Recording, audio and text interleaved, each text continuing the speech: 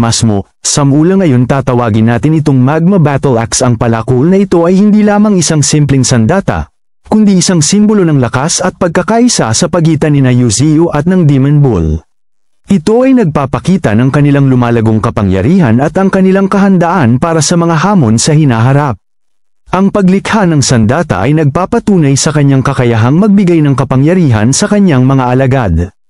Patuloy ngang nagsasalita si Yuziyo. Sinabi niya na sa darating na mga araw, pupunta ako sa Northern Territory.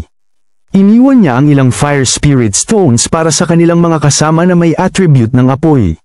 Sinabi rin ni Yuziyo sa Demon Bull na ikaw ang mamamahala sa pagbabantay ng Misty Mountains. Pagkatapos magsalita ni Yuziyo, sumagot ang Demon Bull na Roger. Ang mga utos na ito ay nagpapakita ng kanyang estratehikong pagpaplano at ang kanyang pagtitiwala sa kanyang mga alagad.